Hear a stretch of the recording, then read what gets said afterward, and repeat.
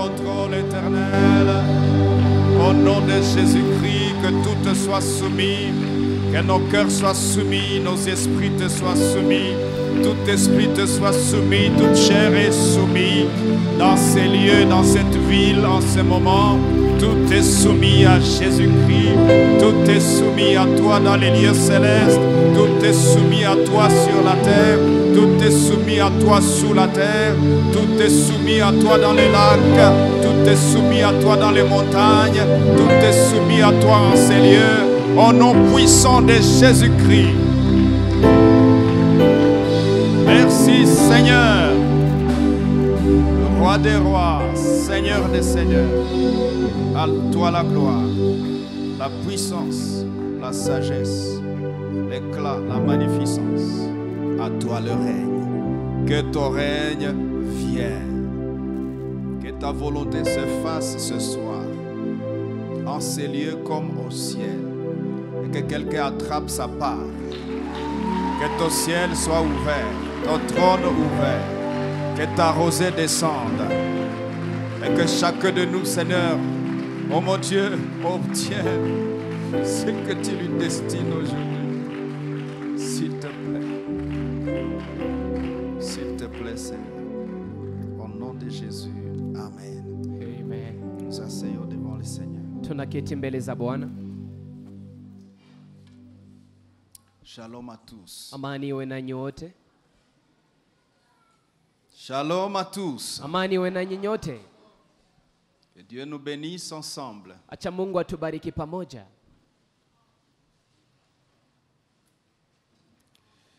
Je voudrais que ce soir, au clôture, l'essence, ce premier chapitre, l'essence de réussir sa destinée ou une destinée réussie. Ningependa jioni ya leo tumalize kipengele cha kwanza ambao ni maana ya hatima ambayo inafaulu. 2 ou 3 sous-points.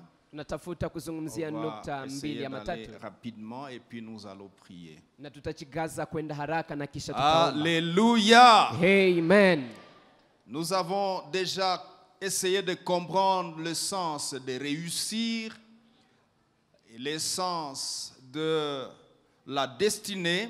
Tumeshapima kuelewa ni nini maana ya kufaulu na hatima. Une destinée réussie, nous en avons parlé. Tumezungumzia hatima inayofaulu. J'aurais bien voulu faire un exercice. Ningependa Que nifanye quelqu'un mazoezi. vienne nous dire ce qu'il a compris de réussir Ili kwamba mtu ou d'une akuje hapa destinée réussie. akuja kutuambia ni Est-ce qu'il y a quelqu'un de nini courageux hatima qui ambayo voudrait? inafaulu. Tu prends bien tes notes, tu suis attentivement, tu as retenu ce que c'est. Tu peux nous expliquer cela rapidement, un peu de mots? Je, kuna mtu ambaye Quelqu'un anabidii a-t-il anaandika compris? vizuri na ameelewa naweza kutufasiria Parce que hiyo? je vous ai dit dans ce programme, nous sommes en train de faire un shift. Sababu nimewaambia kwamba ndani ya mpango huu tuko tunafanya Nous sommes en hatua. train d'aller dans les choses authentiques de Dieu. Tuko tunaingia ndani ya vitu vya kweli kweli vya Mungu. Tu veux venir? Non. Il y a un courageux ce soir. Je, kuna mtu Qui mwenye a bidii compris, jioni ya il ne faut pas leo? venir raconter des choses. Hayombe kuja kuhadisia Okay, mambo bien. hapa.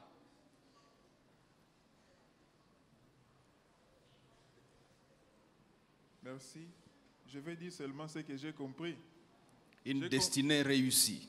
Hatima ambayo inafaulu. Une destinée réussie, ce que j'ai compris, que si elle intègre le rêve du Créateur. Deuxièmement, une destinée réussie, s'il intègre la finalité du Créateur. La finalité, donc on va arriver à la fin selon le Créateur. Et encore, il faut que on puisse jouir de cette destinée selon le Créateur, pas selon nous. Et le Créateur, lui aussi, il doit jouir de notre destinée. Bon, en bref, c'est ça. Quelque chose manque. Kuna kitu ambacho kinakosa kitu kidogo. Quelque chose de capital. Il faut partir dans la destinée avec les règles, les objectifs, les principes du concepteur de notre destinée. On acclame le Seigneur pour notre Tunashangilia Bwana kwa ajili ya ndugu yetu. Alléluia. Amen. Bien. Sawa. Alors, je veux juste prendre le premier point de Cette compréhension, nous essayons de l'amener. Nitachukua nukta ya kwanza ya hii kuelewa. Le point B, c'est réussir sans Dieu. Nukta ya pili ni kufaulu bila Mungu. Réussir sans Dieu. Kufaulu bila Mungu. C'est juste un rappel parce qu'on a abordé ça quand nous avons parlé du sens humain de la réussite. Ni kama ukumbusho sababu tuliongelea tulipozungumzia juu ya maana ya wanadamu ndani ya kufaulu. Alléluia. Amen. C'est possible de réussir sans Dieu. Inawezekana ufaulu bila Mungu. Mais je ne sais pas si on va appeler ça réussite. Lakini sijui kama hii tunaweza kuiita kufaulu. Parce que si je réalise des choses Sababu kama ninafanya mambo et Dieu n'est pas dedans, na kisha Mungu haiko ndani, je ne suis pas sûr sina uhakika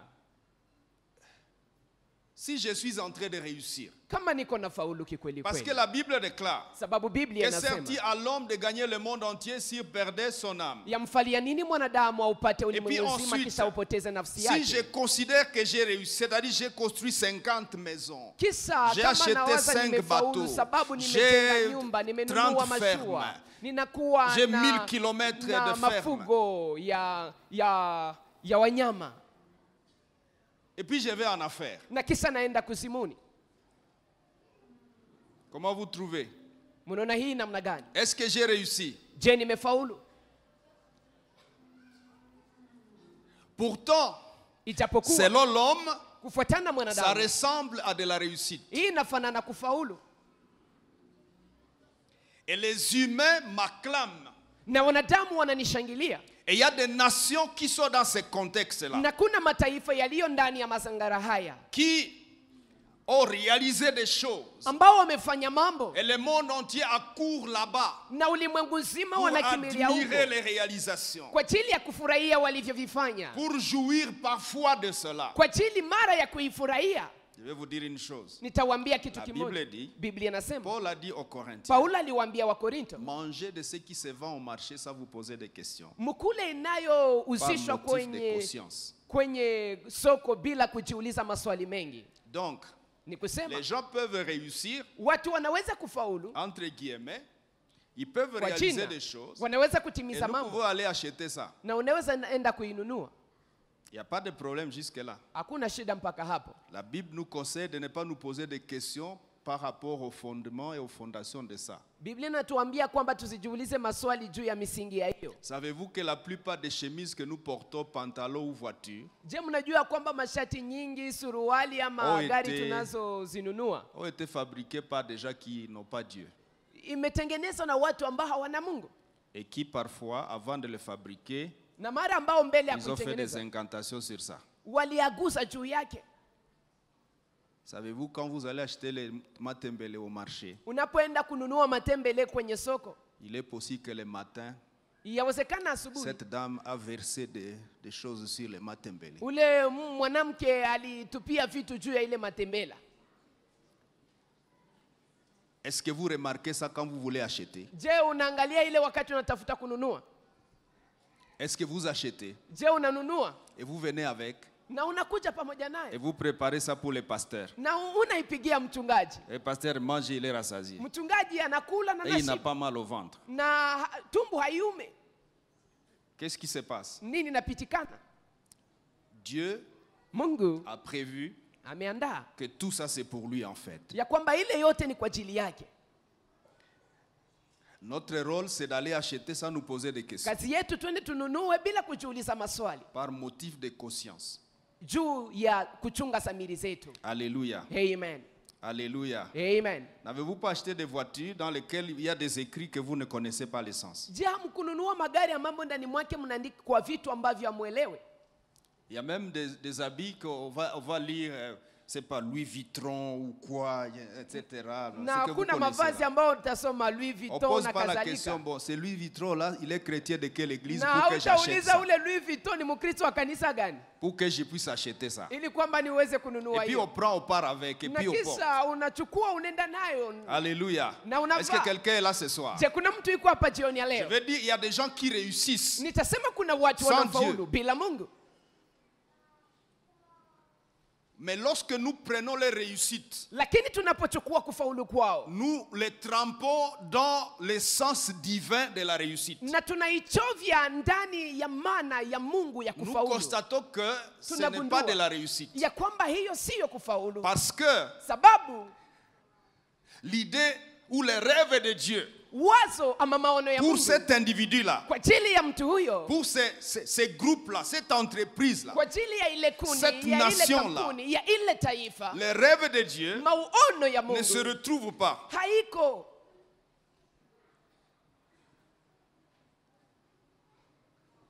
Une autre chose, je vais vous dire. Kitu kingine nitawaambia, Lorsque Dieu a créé le monde, wakati Mungu aliumba dunia, il a créé les hommes aliumba à son wanadamu image, kwa mfano selon sa wake, ressemblance. wanaofanana naye. Les croyants et les non-croyants Wanaoamini na sont tous à wasioamini l'image de Dieu. wote wameumbwa kwa Nous mfano ne wa Mungu. devenons pas image de Dieu le jour de notre conversion. Hatukuwe mfano wa Mungu wakati tunaokoka, Et c'est dans l'image de Dieu na ni ndani ya et mfano la wa Mungu, ressemblance de Dieu ndani ya kufanana que Mungu contient ndimo toute mnakuwa la provision akiba yote pour fonctionner sur la terre humainement. kwa ajili ya kutumika duniani kama mwanadamu. Tout celui qui naît sur la terre comme un être humain, Yeyote anayezaliwa duniani il kama mwanadamu, contient ndani mwake toute la mnakuwa provision akiba yote de subsister sur la terre. ya kuishi duniani.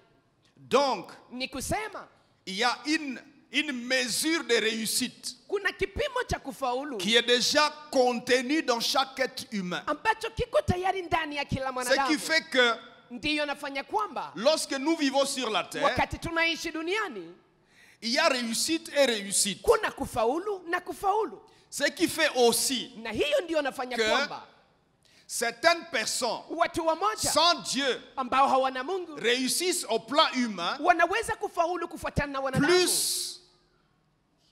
kushinda plus que ceux qui se disent croyants ou chrétiens. kushinda wale wanaosema kwamba wao ni Ça Wakristo se ama waamini. détermine à ce niveau. Na hii inaonekana kwa ngazi hii, L'utilisation kutumia du contenu du potentiel iliyo ndani mwako original ambao ou uliipata originel tangu de mwanzo, depuis le commencement, ulioipata tangu de mwanzo, depuis la création. tangu uumbaji. L'utilisation de ce potentiel Kutumia hiyo uwezo détermine un inaonyesha certain degré de résultat kipimo fulani cha matokeo des choses que nous faisons ya vitu sur la terre, tunavyovifanya hapa duniani que l'on peut appeler réussite. ambavyo tunaweza kuvita kufaulu.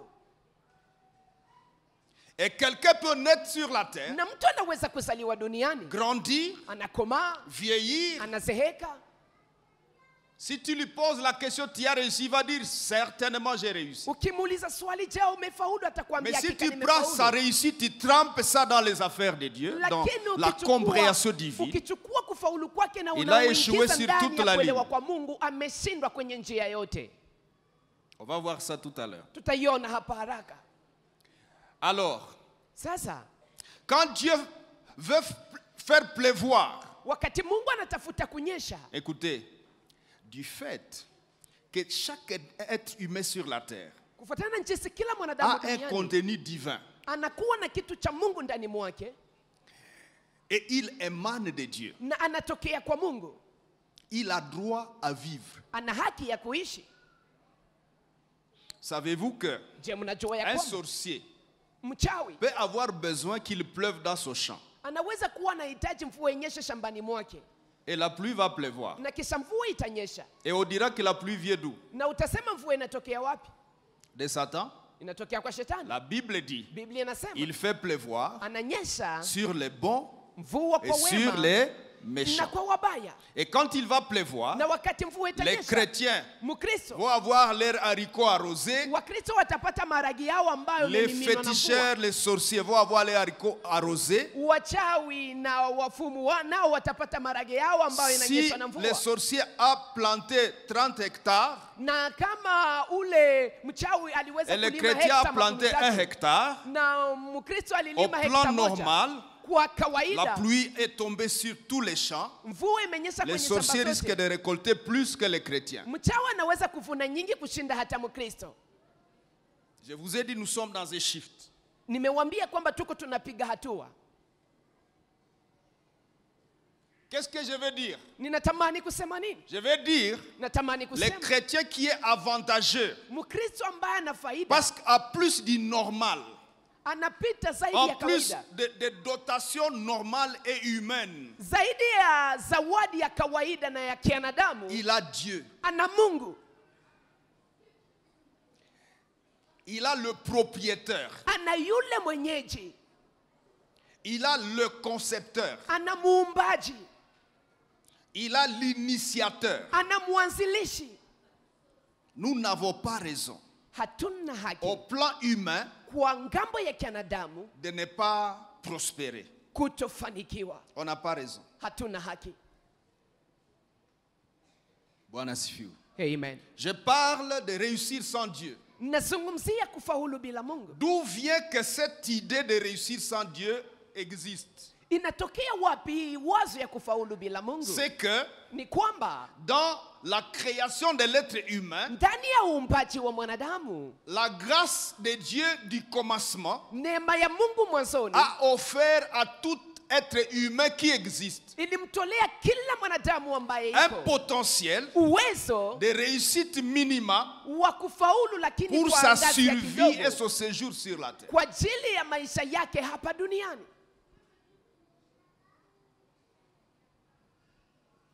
Mais ces êtres humains Lakini wanadamu hao peuvent avoir ces parcours wanaweza kupata sans Dieu. safari hii, wanaweza kupata hii kufaulu bila Mungu. Est-ce que je me fais comprendre? Je, ninaeleweka? Qui comprend jusque-là? Nani ambaye anaelewa mpaka hapa? Ah, mikono iko tu kidogo. Qui comprend? J'ai demandé. Je vais voir qui comprend. Nani anaelewa? Napenda nione. Ah, bengine haba ya comprendre. Il y a les autres qui n'ont pas encore compris. Bwana sifiwe. Amen. Bwana sifiwe. Amen.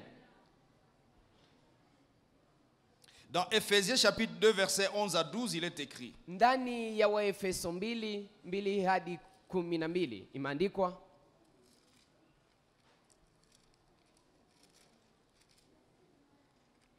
c'est pourquoi vous autrefois païens dans la chair, appelés incirconcis par ceux qu'on appelle circoncis, et qui le sont en la chair par la main de l'homme.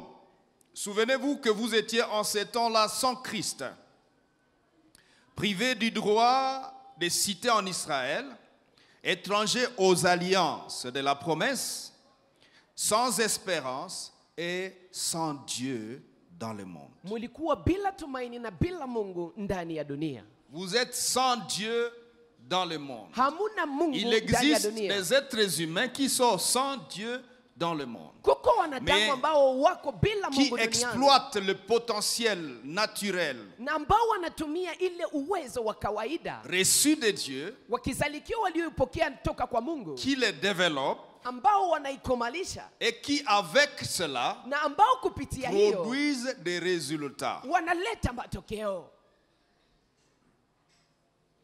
C'est pourquoi les chrétiens sont sans excuse, Na ndio maana Wakristo hawana sababu, parce qu'ils sont plus étrangers aux alliances, sababu wao si wageni De tena la kwa agano promesse. na kwa ahadi. ils ont de l'espérance Wana tumaini et ils ont Dieu na wana Mungu dans le monde. ndani ya dunia. Alléluia. Amen. Les malheurs de ce genre de réussite sans Dieu, c'est quoi? Ole ya hii kufaulu bila Mungu ni nini? C'est que Ni kwamba ces êtres humains wanadamu hawa qui réussissent sans Dieu, wanaofaulu bila Mungu, on retrouve ce genre de faits, de caractéristiques en eux. ndani mwao kuna tabia kama na hizi. Ils ignorent ou rejettent volontairement le Créateur. Wanamtupilia na kumkataa Deuxièmement, muumbaji. Ya pili, ils peuvent faire du mal pour atteindre leur objectif, wanaweza kufanya maovu ili kwamba wafikie Peuvent lengo tuer, zao. Wanaweza kuua, peuvent détourner, wanaweza kuiba, ils peuvent faire des choses que vous connaissez. wanaweza kufanya mambo mnayoyajua. Troisièmement, Ya tatu, la manière, namna yao, leur manière de réussir, ou namna cette yao manière ya de réussir, kufaulu ignore la vie après cette vie. inasahau ya kwamba kuna maisha kisha maisha haya. Ils ignorent Wanasahau ou il faut fi ama wanafanya kwamba de la wasijue vie ya kwamba kuna après la maisha vie terrestre. kisha maisha haya hapa ya hapa chini ya Bref, jua. Kwa kifupi, cette réussite sans Dieu hii kufaulu bila Mungu n'est pas une réussite, siyo kufaulu. car l'idée originelle de Dieu Maana wazo la mwanzo la Mungu qui a conçu l'existence de cette personne, ambaye alitengeneza maisha ya mtu qui lui huyo, a chargé d'une finalité ambaye alimpatia mwisho et des principes, des obligations à suivre, na kanuni na sharti za kufuata, n'est pas prise à compte. hii haikamatiwe Par cet naye homme-là. na yule mtu. Et donc, Na ni kusema le séjour de cet homme ou cette femme sur la terre maisha ya mwanadamu huyu duniani est un gâchis. inakuwa ni upotevu. Qui veut un séjour gâché sur la terre? Nani ambaye anapenda maisha yake ikuwe ni kupoteza duniani? Qui veut un séjour gâché sur la terre? Nani ambaye anapenda maisha ambayo ni upotevu mtupu Prenons duniani? l'exemple de Caïn. Tuchukue mfano wa Kaini Dans Genèse chapitre 4, verset 7. ndani ya kitabu cha Mwanzo 4 mstari wake wa 7. Caïn veut réussir son offrande Kaini anatamani afaulu ndani ya kutoa À sadaka Dieu. yake kwa Mungu, sans Dieu. lakini bila Mungu. Je reprends. Narudilia, Caïn Kaini veut réussir son offrande à Dieu anapenda faulu sadaka yake kwa Mungu sans Dieu. bila Mungu. Résultat, c'est quoi? Matokeo ni gani? Échec. Ni kushindwa. Dieu vient pour lui donner quelques conseils. Na Mungu anakuja ili ampatie mashauri chache, Pour dire, ili tu aseme, voulais offrir une offrande à moi, Dieu. ulikuwa unapenda unitolee mimi Mungu Je suis sadaka. venu te donner le secret. Nami nimekuja kukupatia Comment siri. on réussit Namna gani wanafaulu avec Dieu. pamoja na Mungu. Voici comment ça se passe. Tazama namna gani Si mambo tu agis yakitikana. bien, Ukitenda tu vizuri relèveras la tête. utanyanyua kichwa Mais si tu chako. agis mal, Lakini ukitenda le péché vibaya, tapis à ta porte. zambi Ses imeketi désirs sont mlangoni tournés vers mwako. toi. Na Mais tamaa toi, zake zinakugeukia. résiste ces désirs. Lakini wewe pingana nayo. Vous connaissez la suite? Na mnajua inayofuata. Il est écrit Caïn sortit de là. Imeandikwa Kaini akatoka pale, Il saute sur son frère et le tue. akarukia ndugu yake na Et Dieu kamuua. revient encore. Na kisha Mungu anarudi Il tena. dit Caïn, Na namwambia Kaini, qu'est-ce qui se passe? nini yapitikana? Où est ton frère? Ndugu yako iko wapi? Et Caïn lui répond, est-ce que c'est moi le gardien de mon frère? Kaini anamjibu, je, ni mimi ndimi mchungaji wa Vous ndugu connaissez yangu? l'histoire. Na mnajua Et la historia. sentence tombe. Na asabu ikaanguka. Réussir une offrande avec Dieu sans Dieu. Kufaulu sadaka mbele za Mungu bila Si Mungu. tu veux offrir à Dieu, Kama unapenda tu n'as qu'à te kumtolea Mungu, référer à ce Dieu en question. unapasa kumwangalia huyo Mungu. C'est Dieu qui t'a conçu. Huyo Mungu Et aliyekutengeneza. c'est Dieu qui a conçu l'offrande. Na huyo Mungu ndiye ametengeneza sadaka. Et toi, tu veux naviguer là-dedans. Na kisha wewe unapenda uogelee humo Tu n'as ndani. qu'à te référer à Dieu. Unapasa tu uangalia mfano kwa Mungu. Je vous ai par exemple parlé dans le passé des offrandes de mépris. Wakati uliopita nimewazungumzia sadaka za dharau. Vous vous rappelez? Mnakumbuka? Qui se rappelle? Nani ambaye anakumbuka? Les offrandes de mépris. Sadaka za dharau. C'est-à-dire, Ni kusema Dieu te bénit suffisamment Mungu anakubariki ya kutosha, et tu ne donnes pas à Dieu proportionnellement à la manière dont Dieu te bénit. lakini haumpatie Mungu kwa kipimo ya baraka Il ambazo t'a béni amekupa. avec 100 000 $. Amekupatia dola 1,100 Et tu viens lui amener 5 $. na kisha unamletea dola 5 Comme offrande. kama vile sadaka. Tu peux même mettre des choses, des phrases autour de ça. Unaweza kuweka hata misemo juu ya hiyo. Seigneur, merci. Bwana asante, Alléluia. amen. Tu peux même venir devant là. Unaweza kuja hata mbele. Unakuya tia mkitunga. Et tu viens mettre dans les paniers. Au ciel, Mbinguni les anges s'étonnent de toi. malaika wanakushangaa. Ils se disent, anakufa nini huyu? Huyu anakufa Il est nini? comment celui-là? Iko namna Comment il gani? peut mépriser Dieu jusqu'à ce niveau? Namna gani anaweza kumdharau Mungu hadi kwa ngazi hii? C'est pour ça que vous allez Na observer ndio maana que utagundua certaines personnes peuvent être bénies, ya kwamba watu wamoja wanaweza financièrement, kuwa wanabarikiwa mais kipesa, ne vont pas bénéficier de leur bénédiction en question. lakini hawatafaidia baraka zao Parce hizo, qu'ils ont méprisé Dieu avec leur offrande. sababu walimdharau Mungu na sadaka Et zao. Dieu a dit, ok, Na Mungu akasema pour la sawa, basse. mash. Ok, je ferme la parenthèse. Acha niachie hapo.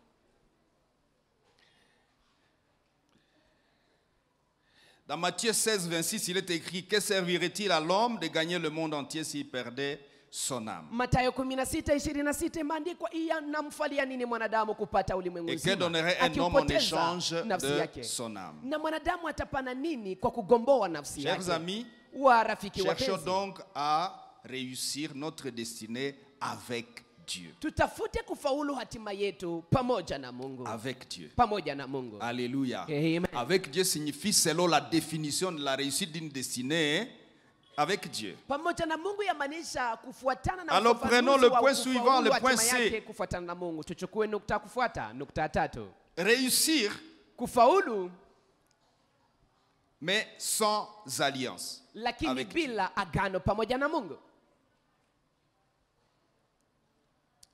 Être béni de Dieu pour réussir, Kubarikiwa na Mungu kwa ajili ya mais kufaulu, sans alliance avec Dieu. lakini bila agano pamoja na Mungu. Nous prendrons quelques textes. Tutachukua maandiko fulani. Genèse chapitre 17, verset 20. Mwanzo 17 mstari wa 20. Alors dans la parole de Dieu. Twende ndani ya neno la Mungu. Vous réussissez, Unafaulu, béni de Dieu, umebarikiwa na Mungu, mais sans alliance. lakini huna agano. Sans alliance. Bila agano. Nous lisons Tunasoma à partir du verset 19. kuanzia shairi la 19. Commençons un peu plus tôt. Tunaweza Verset 17. kuanzia juu Genèse 17, kidogo. 17. Mwanzo 17. Abraham 17. tomba sur sa face, il rit et dit à son cœur, naîtrait-il un fils à un homme de 100 ans? Abrahamu Et Sarah, âgée de 90 ans, enfanterait-elle? Et Abraham dit à Dieu, oh, qu'Ismaël vive devant ta face. Une requête qui vient du cœur d'Abraham. hitaji inayotokea moyoni mwa Abrahamu, Mais une requête de désespoir. lakini ni hitaji la kuvunjika Mais aussi une moyo, requête d'assistance à l'éternel. na inakuwa kama vile hitaji ya Une kutamani manière de kumsaidia dire à Mungu, Dieu, Seigneur, kama kumwambia Mungu, ne te Bwana, fais plus de soucis. usijichokeshe tena, usijisumbue.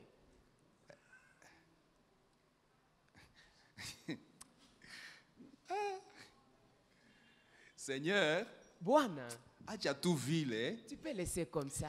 que le petit qui est déjà né ici par la servante Huyu mtoto ambaye amezaliwa na kijakazi devienne le fils de la akuwe promesse. mwana wa ahadi. Parce que si on doit prendre encore le temps d'avoir la grossesse, Kama de tutachukua garder muda pendant kupata 9 mimba, mois, tuichunge miezi bon, et 9, puis ça fait 25 na ans kisha déjà inafanya que ça n'a miaka pas pu 25, venir, je ne sais pas si ça haikukuja. fera encore 25 ans Sijui pour kama que ce itakuwa que tu tena dis miaka arrive. 25 Vous savez, ili quand nous unayoisema parlons ifike. d'Abraham, nous ne nous rendons pas compte de ce qu'Abraham ressentait. Unajua tunapoongelea Abrahamu Ça hatusikie faisait ni nini 25 alikuwa ans anasikia. Ilikuwa miaka qu'il avait reçu la 25. promesse. Alikuwa amepata tayari ahadi. C'est pourquoi je vous ai parlé de promesses superposées. Na ndiyo maana Ou Dieu nimewazungumzia a juu promis hier, ya il vient ahadi encore, ambazo il promet, il zinapandikizwa. vient, il promet. Ameahidi jana, ameahidi Et tena le leo. sentiment de celui qui reçoit la promesse Na hisia ya ule anayepokea ahadi dit, Seigneur, anasema, Bwana, ne te fais plus de problèmes, c'est trop te usijisumbue demander, tena. Seigneur. Ni kukuomba sana Bwana. Ne te fais plus un peu de problèmes. Usijiletee tena Prends shida nyingi. Ismaël, Chukua tu qu'il Ismaeli devienne naye le akuwe fils de la promesse. mwana wa ahadi. Ça va marcher, on va aller avec ça. Mambo itendeka, tutenda pamoja na hiyo. Qu'est-ce que Dieu répond à Abraham? Mungu anamjibu Abrahamu nini? Dieu dit, Mungu akasema, certainement Sarah, ta femme, hakika Sara mke wako t'enfantera un fils, tu atakuzalia mwana l'appelleras du nom d'Isaac. na utamwita Isaka. Il y a déjà le nom. Hapo tayari kuna jina. Donc c'est comme tu as parlé d'un nom là, Ismaël. Kusema jinsi umeongea C'est vrai, jina il est sorti de Ismaeli, toi, mais ce n'est pas lui. imetokea kwako lakini Isaac. haiko yeye. Isaka. Tu l'appelleras Isaac. Utamwita Isaka. Tu l'appelleras du nom d'Isaac. Utamwita jina la Isaka. J'établirai Nitafanya mon alliance avec lui agano langu pamoja comme une naye. alliance perpétuelle pour sa postérité après lui. Kama agano la vizazi na vizazi na uzao Et wake puis Dieu kisha dit, yeye. verset 20, Na kisha Mungu anasema à tena l'égard d'Ismaël, juu ya Ismaeli j'étais exaucé. nimekujibu. Maintenant, quel est l'exaucement? Sasa jibu ni gani? Quel est l'exaucement? Jibu ni gani À hapa? l'égard d'Ismaël, j'étais exaucé. Kufuatana Tu na es exaucé Ismaeli quoi, Seigneur? nimekujibu. Umejibu nini Bwana? Et il définit ce qu'il exauce. na anaanza kufafanua ni nini C'est sasa pourquoi j'aimerais nous anayo conseiller, frères et sœurs. jibu. Ndio maana Quand nous ningependa sommes dans des niwashauri moments ndugu de na dada, prière comme ça, wakati tuko ndani ya maombi prenez kama toujours haya, soin de venir avec votre bloc-notes. mkuje pamoja na daftari yenu, Parce que sababu Dieu peut parler, Mungu anaweza ongea, anaongea, or ce n'est pas à toi qu'il parle. ijapokuwa sio wewe ndiye anaongea naye. Dieu peut aussi parler, tu penses qu'il parle aux autres, oui, c'est toi à qui il Na parle. Mungu anaweza kuongea, unawaza ni wengine ndio anaongea nao, Mais kumbe comment on ni le wewe. détermine? Sasa namna gani Dans ton unagundua? esprit, Ndani ya roho Tu yako peux sentir que ça c'est unaweza pour moi. kusikia hii ni Tu yangu, saisis ça et tu notes. unaishika na unaandika. Le pasteur peut parler pendant 10 minutes Mchungaji de déclarations. anaweza kuongea muda wa Il dakika est 10 possible que toutes ces akitamka déclarations mambo. ne soient pas à toi. Inawezekana matamko hayo yote sio yako. Est-ce que vous n'en pas?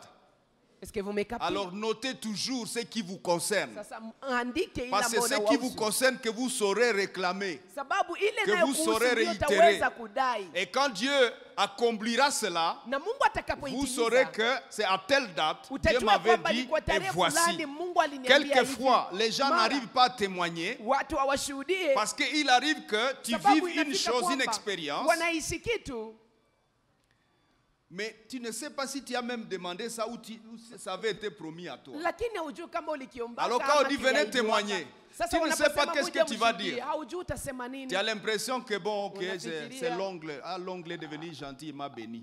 Ni muyomba amekuwa Or, mzuri, une parole amenibariki. était sortie pour toi. Ijapokuwa kuna neno Elle ambalo vient de lilitoka juu s'accomplir. yako na imetimilika Et tayari, les témoignages deviennent rares. na ushuhuda inakuwa l'église. inakosekana Parce qu'on n'est pas attentif. sababu hatuko uangalifu. Alléluia. Amen. Regardez la discussion. Angalia haya maongezi. À l'égard d'Ismaël, j'étais exaucé. Juu ya Ismaeli nimekujibu. Voici. Tazama, Vous êtes là? mko hapo? On peut lire ensemble? Tunaweza kusoma 1, pamoja. 2, 3. 1, 2, 3. Voici, je le bénirai. Nitambariki, Je le rendrai fécond. nitamfanya mwenye Je le kuzaa, multiplierai à l'infini. nitamzidisha bila Il kipimo, engendrera 12 princes. na atawazaa Je ferai de lui wafalme une 12, grande nation. na nitamfanya Point. kuwa taifa kubwa. Nukta. Avez-vous remarqué alliance quelque part? Je, mumegundua hapa agano Il nafasi y a gani? alliance. Je, kuna agano? Qui a vu alliance là-dedans? Nani ambaye ameona agano humo ndani? Qui a vu bénédiction Nani d'Ismaël là-dedans? ambaye ameona baraka Il y a za bénédiction Ismaeli hapa? d'Ismaël. Si kuna baraka za Ismaeli humo, Mais il n'y a pas alliance. lakini hakuna agano.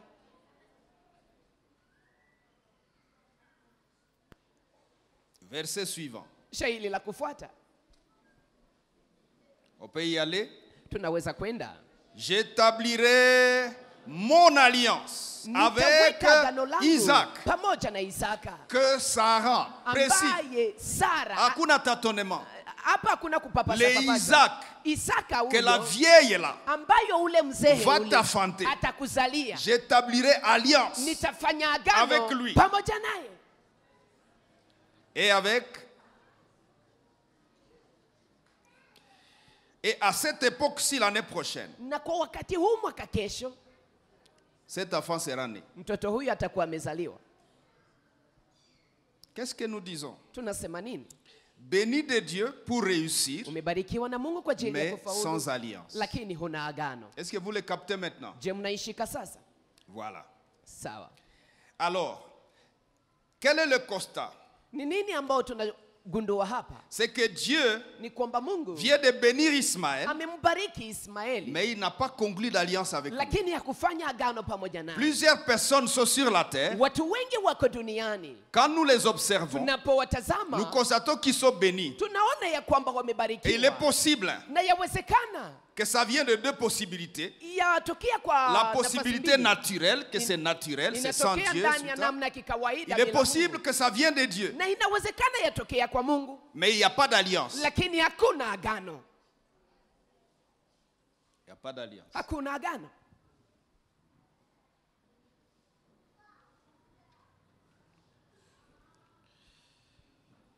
Et vous allez observer, Na mutagundua comme si Dieu n'avait pas un programme particulier avec Ismaël. kama vile Mungu hakukuwa na mpango wa kipekee pamoja na Quand vous Ismaeli. remontez un peu, vous retrouvez Ismaël. Comment il est né Unapopanda d'abord? kidogo unapata Ismaeli. Namna gani alizaliwa kwanza? On a l'impression Unafikiria que Dieu kwamba n'avait pas de programme avec Ismaël. ya kwamba Mungu hakuwa na mpango na Ismaeli. Abraham n'avait pas de programme avec Ismaël. Abrahamu yeye mwenyewe hakuwa na mpango na Qui Ismaeli. était intéressé à la chose?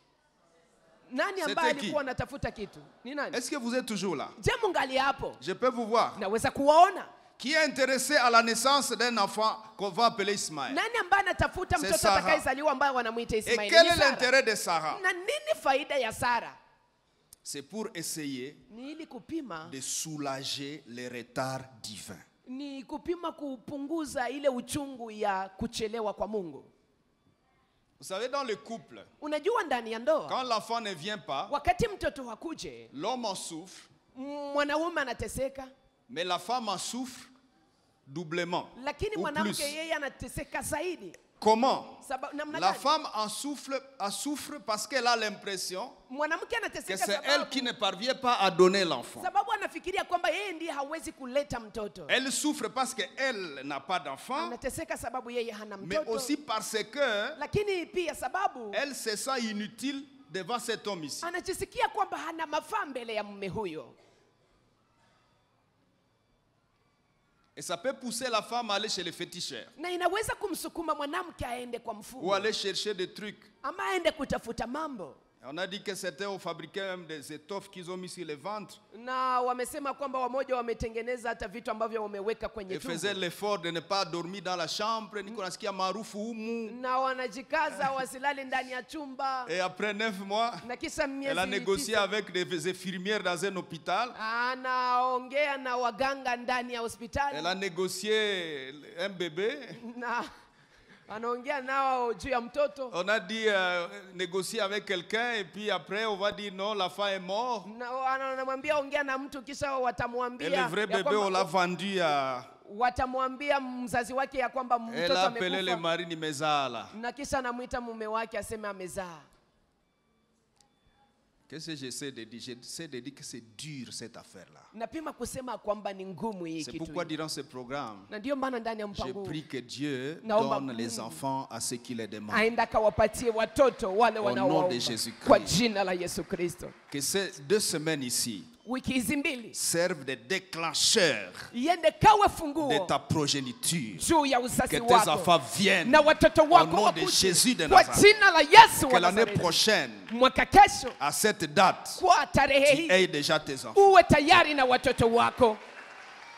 Si tu crois à cela, tu le saisis. Kama unayamini unaishika. Alléluia. Amen. Alléluia. Amen. Tu veux soulager les retards divins. Unatamani upunguze ile Tu dis uchungu à wa kuchelewa kwa Abraham, Mungu. fais un Namwambia enfant avec Abraham, la servante. zaa mtoto na ukichakazi. Et donc, Na ni kusema en fait, il n'y a pas trop de rêves hakuna maono sur cet enfant. juu ya huu mtoto huyu, Mais il est quand même né d'Abraham. lakini amezaliwa toka Abrahamu. Il a quand même droit à quelque chose d'Abraham. Ana haki ya kupata kitu kutoka C'est Abrahamu. pourquoi Dieu Na ndio maana le Mungu bénit aussi. anambariki pia. Mais pour ce qui est de l'alliance, Lakini inayohusu agano, Dieu dit, Mungu anasema hapana. alliance, Agano c'est avec Isaac. ni pamoja na Isaka. C'est avec Isaac. Ni pamoja na Isaka. On peut lire ensemble? Tunaweza kusoma pamoja. Allons-y. Twende. On peut lire ensemble. Tunaweza kusoma pamoja.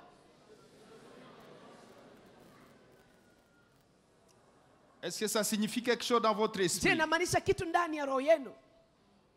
Ça signifie quelque chose dans ton esprit? Je, inamaanisha kitu ndani ya On roho peut yako? relire encore. Tunaweza kusoma tena. Je suis en alliance. Ndiko ndani ya agano. Être béni, c'est bon.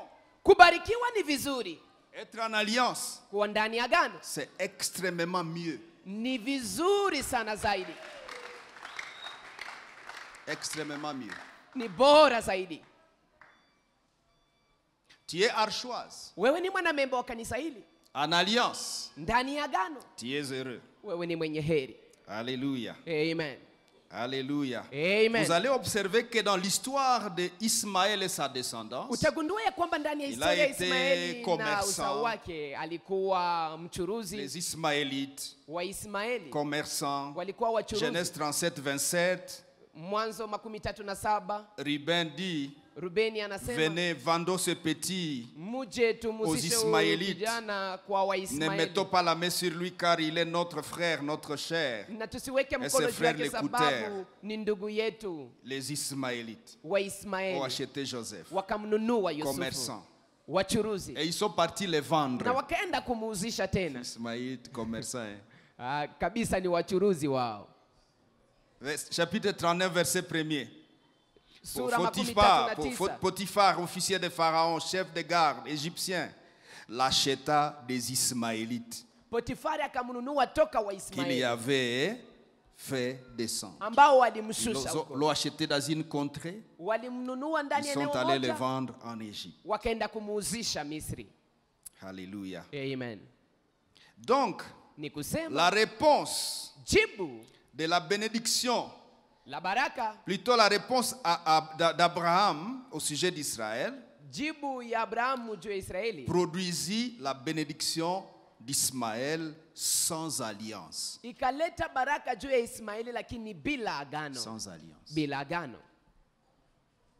Prenons alors le 4e point. Tuchukue sasa Béni de Dieu pour nukta réussir, mais sous alliance. kubarikiwa na Mungu kwa ajili ya Réussir kufanikiwa, sous alliance. lakini kufaulu chini ya agano. Dans le même texte, nous venons de le lire et de le voir. Ndani ya agano, ndani ya andiko ambalo tunamaliza kusoma, Certainement, tuliona Sarah hakika Sara sera enceinte. atachukua T'enfanteras un ujauzito enfant. na atakuzalia L'année mtoto. prochaine, tu Mwaka l'appelleras kesho, Isaac. na utamuita Isaka, J'établirai mon na alliance nitafanya agano langu avec lui pamoja naye comme une alliance perpétuelle. kama agano la vizazi na vizazi.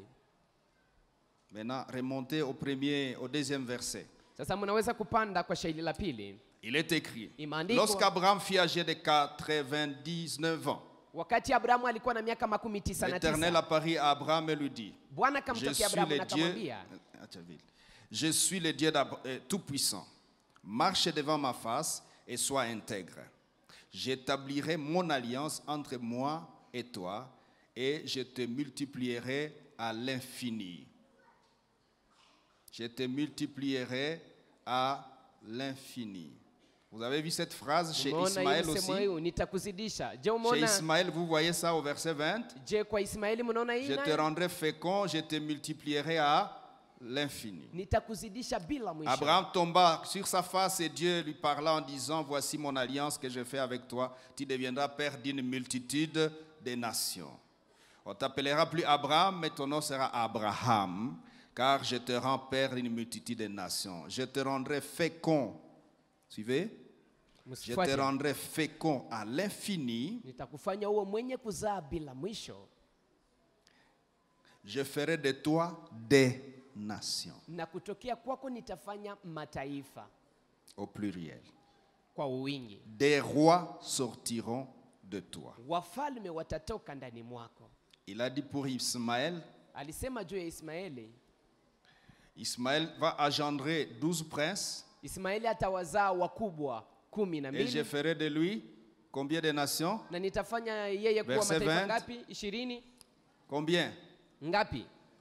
Une grande nation. Taifa moja kubwa. Autrement dit, Kwa maneno mengine, Isaac, Isaka, j'établis mon alliance avec toi ninajenga agano langu comme pamoja na j'en ai wewe établi avec ton père Abraham. kama vile nilifanya pamoja na baba yako Abrahamu. En fait, les paquets Furushi de tes bénédictions, ya Isaac, baraka zako wewe Isaka est contenu dans l'alliance. iko ndani ya Et agano, l'alliance, na agano je hilo l'ai déjà fixée avec ton père. nimeshalifanya pamoja na baba yako. Tu as tout le paquet. Unakuwa na furushi Et ce yote, paquet na furushi hiyo va jusque dans ta progéniture. inenda hadi ndani ya watoto Mais wako. pour celui-ci, Lakini kwa ajili ya je le huyu bénirai, je nitambariki, le rendrai fécond. nitamfanya mwenye Je kuzaa, ferai de lui une nation. nitamfanya kuwa taifa. C'est bon, Ni vizuri, mais je n'ai pas d'alliance avec lui. lakini sina agano pamoja Écoutez, naye. frères et sœurs, Mnisikilize ndugu na c'est dada, l'alliance ni qui agano engage Dieu. ndilo linafanya envers un kwamba homme. Mungu ajitolee mbele ya mwanadamu.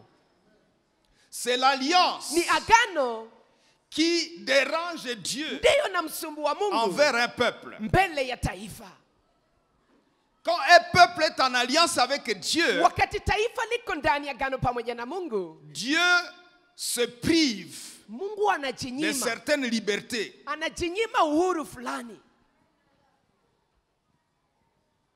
C'est pourquoi l'alliance, c'est quelque chose de très fort. Na ndio maana Dans agano ni l'esprit kitu cha de Dieu. nguvu sana ndani ya Mungu. C'est très fort. Ni nguvu Je vous sana. ai dit hier, quelquefois Dieu se coince Nilimwambia jana quand mara il moja, s'agit Mungu anajitega d'un wakati, engagement d'alliance avec les hommes. wakati inakuwa ni kujitolea ndani ya agano pamoja na wanadamu. Dieu s'est déjà coincé avec Abraham. Mungu ameshajitega pamoja na Abrahamu. Il a dit, Amesema c'est toi Abraham, ni wewe Abrahamu, je vais te multiplier. nitakuzidisha. Je te prends des peuples païens. Ninakutosha Je te ndani ya prends d'où en wapagani. Chaldée. Ninakutosha Je Uru, fais de toi une Kaldea, nation. na nitakufanya Nous wewe kuwa allons taifa. ensemble. Tunaenda pamoja. J'ai un paquet pour toi. Nina furushi kwa ajili Jusqu'à yako. aujourd'hui, à l'heure où nous Na parlons. mpaka leo wakati Le tunapoongea, paquet pour Abraham et sa furushi descendance kwa ajili ya Abrahamu na biologique. wazao wake wa tumbo. Ce paquet continue à fonctionner jusqu'à ce moment. Ile furushi inaendelea kutumika hadi sasa. Même quand certains ne veulent pas de Dieu. Hata wakati wamoja hawampendi Il y a toute Mungu. cette histoire de cabale juif et de toutes ces Kuna choses que ile vous vitu apprenez. vyote wanaoita kabali ya Wayahudi. Certains ont même dit Wamoja wamesema Que la hata plus forte sorcellerie ya kwamba ou occultisme uchawi, nguvu ama usuda kubwa se trouve en Israël. inakuwa Israeli.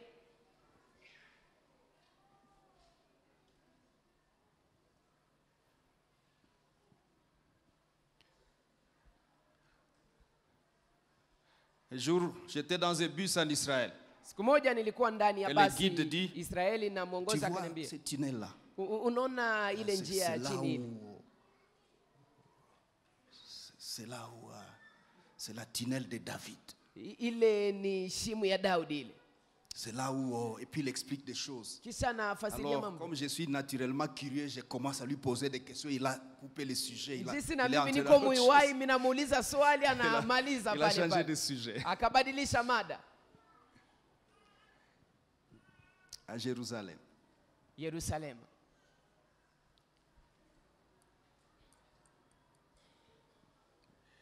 Mais Dieu s'est coincé Mungu alijitega avec ces peuples-là. pamoja na ile taifa. À cause de quoi? Sababu ya De nini? son alliance avec Abraham. Sababu ya agano lake pamoja na Abrahamu. Frère, Ndugu, je te conseille ninakushauri d'être en alliance avec Dieu. uwe ndani ya agano pamoja na Mungu.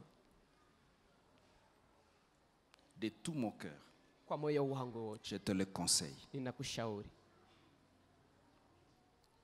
Si dans ce programme, Kama ndani ya tu peux mpango huu obtenir quelque chose, unaweza kupata kitu. la première, Kitu cha kwanza, obtiens le salut en Jésus. pata wokovu ndani ya Yesu. Et la deuxième, Na ya pili, entre en alliance avec Dieu. ingia ndani ya agano pamoja na Mungu. Bwana asifiwe. Amen.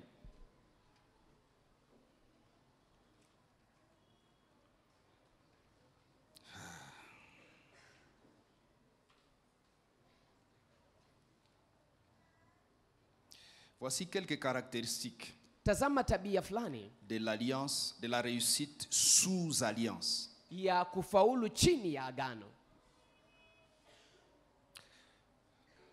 4 caractéristiques. Tabia ine. La première, Tabia ya kwanza c'est que l'alliance, la réussite sous alliance, ni kwamba kufaulu chini ya agano elle est exaltante. inakuwa ya kufurahisha.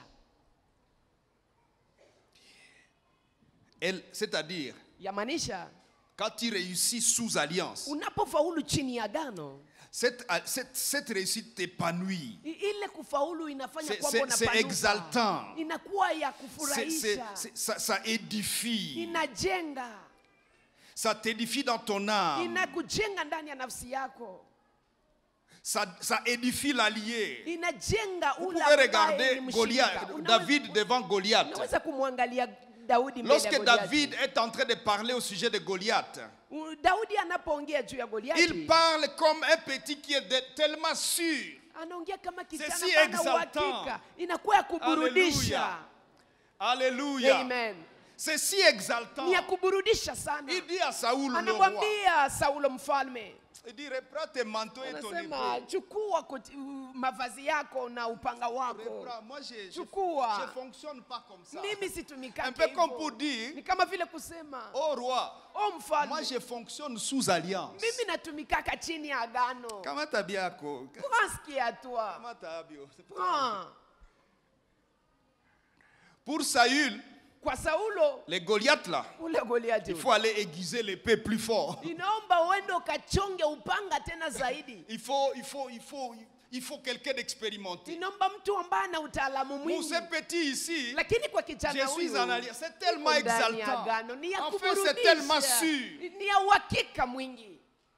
C'est si sûr. Ni ya uhakika mwingi.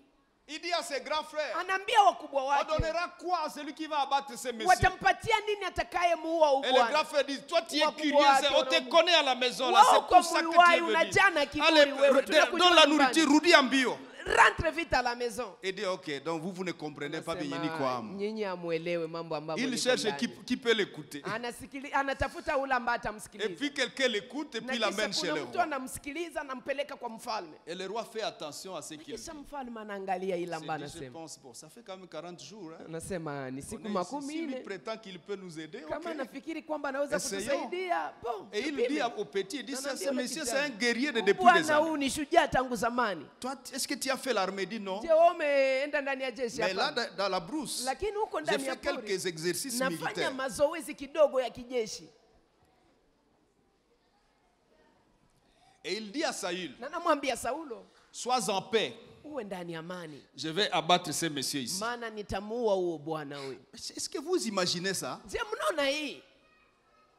L'armée nationale ne peut rien faire depuis 40 jours. Jeshi la taifa c'est nzima un haliwezi petit. fanya kitu muda wa siku 40. Sasa ni kijana. Quel âge il a? Ana miaka umri ngapi? Et puis il prétend quoi? Na kisha anafikiria Tu nini? vas résoudre un problème que l'armée nationale n'a pas réussi. Wewe utatutua shida ambayo jeshi la taifa halikuweza tatua. Écoutez frères et sœurs, Sikiliza ndugu na dada. les gens qui sont en alliance avec Dieu sont terribles. Watu ambao wako ndani ya agano pamoja na Mungu Ils ni peuvent watu wa résoudre des hatari. problèmes nationaux. Wanaweza kutatua hata shida za taifa. Notre nation là Taifa letu a hili besoin des gens qui sont en alliance avec linahitaji Dieu. watu walio ndani ya agano pamoja na Bwana Mungu. sifiwe. Amen. Bwana sifiwe. Amen. C'est exaltant Ni ya kuburudisha quand on est en alliance avec wakati Dieu. uko ndani ya agano pamoja na Mungu. Tu veux mener une vie de réussite exaltante. Wahitaji uishi maisha ya kufaulu kiburudika. Conclue alliance avec Dieu. Fanya agano pamoja na Mungu.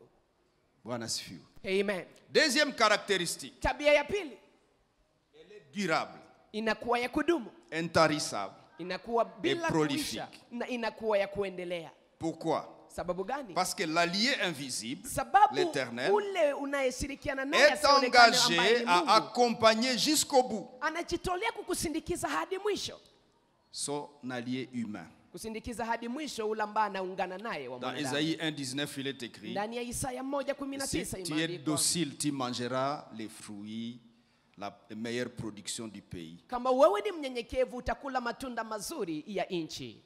Vous allez observer Utagundua que les descendants d'Abraham ya kwamba wazao wa Abrahamu sont restés toujours au top. walibaki kila mara juu. Ce qui est curieux, quand vous regardez même dans beaucoup de nations dites nations puissantes, Hata ukiangalia ndani ya mataifa mengi yanayoitwa yenye nguvu, vous allez trouver toujours dans leurs secrets, il y a des juifs dedans. utagundua ya kwamba ndani ya siri zao kuna Wayahudi À ndani. la NASA, Kwenye vous allez Naza, en Russie, vous allez... Ils nenda sont là toujours. Urusi, wako huko. Ils sont devenus des Anglais parce qu'ils Wamekuwa ont été Waingereza chassés de leur pays depuis l'an 70 sababu walifukuzwa nchini mwao tangu mwaka 17 jusqu'à 1948. mpaka mwaka Pouvez-vous 1945. imaginer que cette nation Kisha unaweza ona taifa hilo n'a que 73 ans d'existence. inakuwa tu na miaka 73 ya kuwa mpaka leo. Israël a 33 ans d'âge de la nation. Inakuwa na miaka 73 kama vile taifa. Mais regardez comment il fait trembler le monde. Lakini angalia jinsi inatetemekesha dunia. Même les nations puissantes Hata mataifa yenye uwezo réfléchissent 2 fois inafikiri mara pili pour prétendre déranger Israël. ili kwamba wafikirie namna gani watasumbua Israeli. Quel est le problème? Shida ni gani? ce peuple est couvert de l'alliance d'Abraham. taifa hilo linafunikwa na agano la Abrahamu. Même quand ils sont partis en déportation, Hata wakati wamepelekwa ugenini, l'alliance avec Dieu, agano pamoja na Mungu elle est durable. inadumu, Elle donne des réussites durables, inaleta kufaulu kwa des kudumu, réussites intarissables, kufaulu des kusiyoisha, réussites prolifiques. kufaulu inayoendelea. Alléluia. Amen. Alléluia. Amen. Ils sont toujours spéciaux. Wao ni maalum. Non pas qu'ils sont naturellement spéciaux, Hapana kwamba wamezaliwa wakiwa mais maalum, parce que l'alliance avec Abraham les couvre. lakini sababu agano pamoja na Abrahamu inawafunika. Alléluia. Amen. La couverture de l'alliance. Kufunikwa na agano. Moïse a compris cela dans Exode 33, 15. Musa alipoelewa hiyo ndani ya kitabu cha Kutoka Il makumi dit tatu à na tatu l'Éternel, mstari wa 15, na Si tu mwambia ne yeye marches Bwana, pas toi-même avec nous, kama utembee wewe nous mwenyewe laisse pas pamoja partir nasi, d'ici. usituache kutoka Il hapa. comprenait que Alikuwa naelewa ya kwamba aller dans ces voyages kwenda ndani ya safari sans hii notre allié, bila na on va nous anayeungana massacrer. nasi watatuangamiza. Église du Congo, Kanisa la Kongo, aller dans l'avenir de la RDC kwenda ndani ya ujao sans wa nchi ya l'allié Kongo, éternel, bila tunayeungana naye on ambaye ni va aller Mungu, dans une impasse. tutaenda ndani ya wakati wa hatari. Alléluia. Amen. Troisième caractéristique, Tabia ya tatu, la réussite kufaulu sous alliance chini ya agano a effet éternel, inakuwa na matokeo ya milele, a des effets éternels, inakuwa na a effet matokeo ya éternel. milele. C'est-à-dire, Yamaanisha comme l'allié Dieu est éternel, jinsi unayeungana naye Mungu ni il wa milele, conçoit, il opère, il réalise, il fait réussir son homme avec une détermination éternelle. anatengeneza na anafanya kwamba mtu anayeungana naye afaulu pamoja na Vous allez kiwango cha observer umilele. ceci. Utagundua hii Lorsque Dieu va vous faire prospérer, vous faire réussir dans votre destinée, wakati Mungu atafanya kwamba ufanikiwe, vous ufaulu allez ndani ya timu constater yako, que votre intérêt utagundua ya kwamba faida dans yako votre âme, dans votre esprit, ndani ya nafsi yako, ndani ya roho vous aurez yako, de l'intérêt pour les choses éternelles. utakuwa unatafuta mambo ya milele. Vous allez avoir dans votre réussite Ndani ya kufaulu kwako l'intérêt de faire réussir les choses éternelles, utakuwa unatafuta kufanya l'intérêt de kwamba mambo ya milele participer ya au faulu. royaume de Dieu, Faida ya l'intérêt de kushiriki faire ndani ya réussir ufalme wa les Mungu. projets de Dieu. Faida ya kufanya C'est ça. kwamba miradi za Mungu La sifaulu. troisième caractéristique Hii ndiyo tabia ya tatu d'une réussite ya kufaulu sous alliance. chini ya agano. La quatrième caractéristique, Tabia ya nne, les réussites sous alliance kufaulu chini ya agano ou la réussite sous alliance a Kufaulu chini ya agano. effet humanitaire. inakuwa na matokeo ya kusaidia wanadamu. Effet humanitaire. Les gens qui réussissent sous alliance Watu wanaofaulu Dieu. chini ya agano pamoja na Mungu sont attirés ou aspirés à faire le bien au prochain, wanavutwa kwa kutendea mema à faire le wenzao, bien à la société, kutendea mema jamii, à faire le bien au peuple kutendea mema et même watu à la nation. hata na taifa, Et de manière authentique. na kikweli Parce kweli. qu'il y en a qui font du bien à la société, mais ce Sababu n'est pas kuna- authentique. Kuna wale wanaotendea C'est mema pour des jamii intérêts lakini haiko ya politiques. kweli. Inakuwa ni kwa ajili ya kutafuta faida za kisiasa, Intérêt politique. faida za kisiasa. Pourquoi humanitaire? Sababu gani kusaidia Parce que wanadamu? Dieu, dans son essence, nous avons parlé la fois passée, Sababu Mungu ndani ya maana yake caractérisé par amour, anakuwa na bienveillance tabia za upendo, et wema promotion. na kuinua. Alléluia. Amen. Amour, bienveillance, Upendo, wema promotion na kuinua de l'être humain. ya mwanadamu. Alors quand tu réussis sous alliance Sasa, avec lui, unapofaulu chini avec ya agano un pamoja Dieu na pareil, Mungu, pamoja na Mungu kama na tu ne huyu, vas que fonctionner comme lui. utatumika tu kama yeye. Et vos réussites, Na kufaulu tu peux kwako, évaluer tes réussites unaweza kuchunguza kufaulu kwako pour découvrir si tes réussites sont sous quoi. kama kufaulu, utachunguza ujue kufaulu kwako iko chini ya nini. Bwana sifiwe. Amen. Bwana sifiwe. Amen. Tu peux évaluer. Unaweza kuchunguza Quand tu réussis dans la vie, wakati unafaulu maishani, Ça te fait aspirer à quoi? Inafanya kwamba utamani nini? Pour les uns, Kwa ajili ya ils wengine. réussissent financièrement, ça les fait aspirer à prendre une deuxième femme. Kwa wamoja kufaulu kipesa inaacha kwamba wanatamani Peut-être tu vas wamoe dire wa que ça pili. c'est humanitaire aussi. Saa zimoja utasema hii nayo ni kuwasaidia watu. Est-ce que c'est humanitaire? Je, ni kuwasaidia watu? Que les sœurs célibataires sont devenues très nombreuses. Wadada ambao Alors, hawaolewa plan wamekuwa humanitaire. wengi. Sasa kuwasaidia, Tuanze ku- Est-ce que ça marche? je, mambo Ça inaendeka marche hapo? pas. Mambo haikubali. Alléluia. Amen. Alléluia. Amen. Quelques remarques Kuna pour terminer. kuwa angalisho fulani kwa kumaliza. La première, Angalisho la c'est que kwanza les hommes, les peuples, les nations qui réussissent sans Dieu ni kwamba watu, taifa wanaofaulu sont bila des Mungu instruments très favorables au diable. inakuwa ni vyombo vizuri kwa ajili ya shetani. C'est-à-dire le diable les récupère sans beaucoup de difficultés. Ni kusema shetani anawachukua bila Le diable shida. récupère leur réussite pour s'en servir sans problème. Shetani anachukua kufaulu kwao kwa kuitumia bila shida. C'est comme un peu les soldats qu'on appelle les dispos. Ni kama vile wale waskari wanaoita wa Il y a ce dispo. concept-là. Bango Bazava dispo, Hao ni c'est-à-dire wa ce dispo. sont des militaires, Ni wa mais ils ne sont pas en askari, fonction. lakini hawako On na peut tumika. recourir à eux à tout moment. Unaweza kuwakimbilia kila Quand vous wakati. réussissez sans Dieu, Unapofaulu bila vous êtes Mungu, comme un dispo. uko kama vile mtu pour ambaye le iko diable. tayari kwa ajili ya shetani. Deuxième remarque.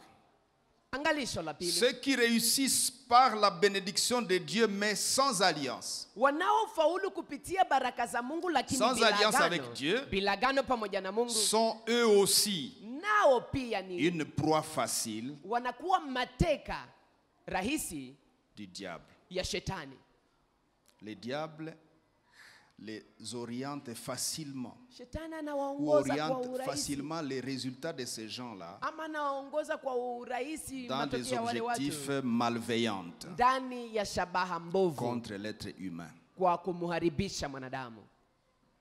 C'est comme ça que vous voyez certaines personnes, Na ndio maana unawaona watu ils ont wamoja été bénis par Dieu, wamebarikiwa na Mungu ils hakika, prospèrent, wanafanikiwa, mais lakini quand on dit faisons quelque chose pour Dieu, wanaposema tufanye kitu kwa ajili ya Mungu, ils ne veulent pas. hapendi. Mais quand le diable vient leur dire, Lakini shetani anapokuja kuambia viens, njoo on hapa, va fabriquer un virus, tutatengeneza virusi, il donne les millions. anapana milioni za pesa.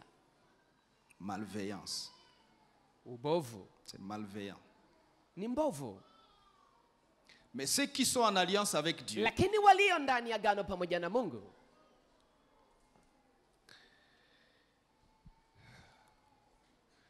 ont des difficultés wanayo ugumu pour offrir les résultats de leur réussite à l'ennemi. kwa kutolea matokeo ya kufaulu kwao kwa adui ama shetani. Ils ont des difficultés. Wanayo ugumu. Alléluia. Amen. Alléluia. Amen. Je voudrais vous montrer un exemple. Ningependa niwaonyeshe mfano moja. Le cas du roi Saül et le Mfano cas du roi David. wa mfalme Saulo na mfalme J'essaie Daudi. de faire un exercice Nilikuwa napima kufanya mazoezi dans le livre kidogo de 1 Samuel. ndani ya kitabu cha Samueli wa kwanza. Regardez ça avec moi. Muitazame pamoja nami On va terminer par là. na tutamalizia hapo. Samuel, Samueli c'est un homme qui est choisi ni mtu ambaye anachaguliwa pour devenir le premier roi kwa d'Israël. ajili ya kuwa mfalme wa kwanza wa Israeli. Bwana sifiwe. Amen. Bwana sifiwe. Amen. On peut acclamer le Seigneur s'il vous Taweza plaît. kumshangilia Bwana tafadhali. Samuel, Samueli, quand vous allez dans 1 Samuel chapitre 8, unapoenda ndani ya kitabu cha Samueli wa kwanza verset sura 11 8 jusqu'à 22, mstari wa 11 hadi 22, le peuple d'Israël demande à Dieu un roi. watu wa taifa la Israeli Ils wamwomba disent à Dieu, Mungu mfalme, donne-nous un roi comme les autres peuples. na wanamwambia Mungu tupatie mfalme kama Nous ne voulons mataifa plus d'un mengine. roi invisible. Hatupendi tena mfalme Parce que asiyeonekana. toi, Dieu, tu es notre roi, mais tu es Sababu visible. Mungu wewe ni mfalme On veut wetu, aussi lakini avoir l'occasion haonekani. d'aller au palais royal. Et puis, Tunahitaji il nasi y a twende des kwenye hommes, il y a nyumba des ya gens avec mfalme, des kuna épées, il watu, y a kuna on veut askari aussi avoir pamoja un na roi. mapanga, kuna Dieu dit, makofia, na Mungu anawaambia Vous me rejetez. Vous ne mnanikataa voulez pas de moi. na munipendi mimi. Et il fait dire par le prophète Samuel, Na anaongea sacrificateur, kupitia kuhani il dit, Samueli. voici ce que sera le verset 11, ce que sera le droit du roi qui régnera sur vous. Anasema kwa shairi la 11, tazama haki ya mfalme atakayetawala juu Il y yenu. a environ 7, il prendra, il prendra, il prendra, il prendra. Kuna kuwa karibu mambo 7 ambayo inasema atachukua, atachukua, atachukua. Et Samuel les conseille de ne pas faire ça. Na Samueli anawashauri wasifanye hivyo. Verset 19. Shairi la Le 19, peuple refusa d'écouter la voix de Samuel. taifa likakataa kusikiliza sauti ya Non, Samueli. dit-il, mais il y aura un roi sur nous aussi. Hapana, wakasema Nous aussi, kutakuwa nous mfalme serons juu comme yetu. toutes les nations. Na sisi tutakuwa kama mataifa Et mengine notre roi yote. nous jugera et il marchera à notre tête et conduira nos guerres. Na mfalme wetu atatawala juu yetu na ataongoza vita vyetu. Et Samuel est parti voir Dieu, il lui a dit, bon, banakatal. Na Samueli akaenda kumwona Mungu Et le akamwambia verset hizo 22, refuse. Dieu répond. Na shairi la 22 Mungu anajibu. L'Éternel dit à Samuel, Bwana akamwambia écoute Samueli, leur voix, sikiliza sauti établis un yao roi sur eux. na uweke mfalme juu Et yao. Samuel dit aux hommes d'Israël, Na Samueli akaambia ok, watu wa Israeli, allez-vous-en, sawa, chacun dans endeni. sa tente. Kila mmoja aende ndani ya Et hema au lake. chapitre 9, Na sasa kwenye shairi la Dieu 9, conduit un événement et les circonstances Mungu anaongoza pour majira qu'un jeune fulani. homme qu'on appelle Saül, Ili kwamba géant dans kijana tous les pays, mmoja ambaye wanamuita Saulo ambaye alikuwa jitu ndani ya nchi yote, aille chercher les ânesses de son père. aenda akatafute punda wa baba Et yake. vous connaissez Na l'histoire. mnajua ni nini historia. Il est allé à la colline, au haut lieu, et puis Aenda kwenye kilima il a été oint par la kisha fiole akapakwa d'huile na chupa ya mafuta et il est devenu roi. na akakuwa mfalme. Mais quand j'ai lu toute l'histoire de Saül, Lakini ninaposoma historia je yote n'ai ya pas Saulo, trouvé un endroit où Dieu conclut alliance avec Saül. sikuona nafasi ambapo Mungu anafanya agano na Saulo. Hakuna. Hii hapa. Hakuna. Hii hapa. Mais tout ce qui se passe, Lakini la yote manière dont il est yanayopitana, oint, namna c'est Dieu anavyopakaliwa. qui dit à son serviteur, faites ceci pour lui, Ni faites Mungu ndiye cela. anaambia Il y a mtumishi même wake, ce fanya texte hivi kwa très ajili yake, merveilleux, fanya très séduisant, on pourrait dire, pour les jeunes serviteurs qui veulent l'onction. Au verset 6, par exemple, Kwa il shairi la est 6 écrit, imeandikwa, quand tout ceci arrivera, wakati hii yote itafika, l'Esprit de l'Éternel te Roho wa saisira, Bwana tu atakushika, prophétiseras avec eux, utatabiri tu pamoja seras nao, changé à un autre homme. utabadilishwa kuwa mtu Lorsque mwingine. tous ces signes seront Na alama accomplis, hizi zote fais ce que tu zitakapotimilika, trouveras à faire car fanya Dieu est avec utakapoikuta toi. kufanya sababu Mungu ni pamoja nawe. Verset 7. Shairi la 7. Et puis il commence son règne. Na kisha anaanza utawala Chapitre wake. 11, Saül Sura vainqueur 11. des Ammonites. Saulo anawashinda Waamoni. Samuel dépose les fonctions.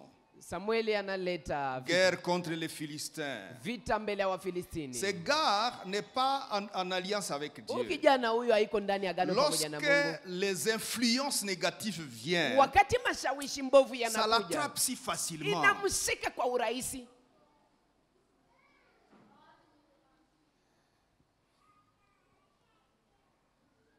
Il commence au chapitre 13 à commettre des erreurs. Kwa Il sura ya va, 13 anaanza kufanya Samuel makosa. traîne pour venir offrir un sacrifice. Samuel anachelewa kuja kutoa Le zabihu. roi se dit, ah, comme les sacrificateurs Mfalme traînent, anasema, il prend jinsi lui-même un sacrifice, kuhani il offre. amechelewa, yeye mwenyewe Quand il anachukua finit zabihu d'offrir, les sacrifices, anatoa. sacrificateurs arrivent. Il dit, Anapomaliza qu'est-ce qui se kuhani passe? anafika. Oh, Nini j'ai vu que kinachotokea? tu as traîné. Niliona J'ai vu. umechelewa. Attends, Ngoja quoi, kwanza. weye? Tie komatwa. Umepata fursa. Tia eu l'opportunité. Umepata kafasi nawe kukuwa roi. Tia juste eu l'opportunité ujinyenyekeze. au lieu de t'humilier. Quel est le problème? C'est Cet égal. homme n'est pas en alliance. Huyu mtu haiko ndani ya agano. Quand vous continuez à fouiller, à Unapo- tourner les pages, Unapoendelea kupekua maandiko, vous arrivez quelque part. unafika nafasi moja Et partout là-bas, il n'y a pas d'alliance qui conclut. na mahali pote hakuna agano Au ambalo chapitre nalifanya. 15, Kwa sura ya il 15 y a encore une guerre et il est destitué. kungali tena vita, na hapo sasa ndipo Pourquoi il anaondoshwa est madarakani. destitué? Sababu gani anaondoshwa Il madarakani? veut faire les choses Anatamani pour kufanya Dieu vitu sans kwa ajili Dieu. ya Mungu lakini bila Mungu, Comme Caïn. kama vile Kaini. Au chapitre 15, verset 10 et suivant, vous allez voir cela. Kwenye sura ya 15, On lui a dit, va livrer à l'interdit. Wamemwambia Il wenda n'a pas fait kuangamiza, ça. hakuifanya. Il a pris les rois, Amechukua il a mfalme, pris les meilleures brebis, na les akachukua meilleures vaches. Il wale est parti kondoo avec. wazuri, Quand ng'ombe Samuel nzuri, vient lui akaenda dire, nazo. bon, qu'est-ce que tu as fait? Il dit, Samuel non, non. anapokuja muuliza, umefanya En nini? fait, le peuple a dit, vous savez, Anasema unaona ile roho taifa ya ukorofi, ukorofi. il y a une escroquerie dedans. Ukorofi mkichwa Il y a we. l'escroquerie dans la tête. Oh, le peuple a trouvé que Oh, ces choses sont vraiment meilleures. On va venir Taifa offrir ça limeona à kwamba hivi l'Éternel. vitu ni vizuri, tutavitolea kwa Bwana. On en est ukorofi. Tu vois cette escroquerie là. Et puis, Na kisha Samuel lui dit, Samuel anamwambia, souligne ces versets dans ta Bible. tia kistari chini ya hii shairi verset ndani ya 17. Biblia yako kwenye shairi la 17. Samuel dit, Samuel anasema, lorsque tu étais petit à tes yeux, wakati ulikuwa mdogo machoni pako, n'es-tu pas devenu le chef des tribus d'Israël? je, kuwa mkubwa wa makabila L'Éternel za ne t'a-t-il pas Israeli? oint pour que tu sois roi sur Na Israël? Bwana kupaka mafuta ili uwe mfalme juu ya Israeli. L'Éternel t'a dit, va livrer à l'interdit. Na Bwana amekuambia wendo kaangamize.